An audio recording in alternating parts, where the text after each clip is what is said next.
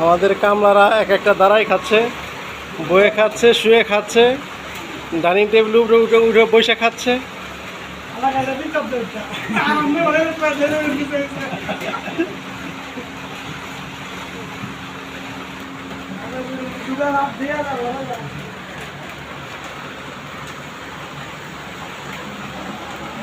জামাই এলাকা জামাই জামাই জামাই আরে ভাই অসুখ বিসুখ ছাড়ে না, তুমি নজর জামাই জামাই ভিডিও করে বেরো।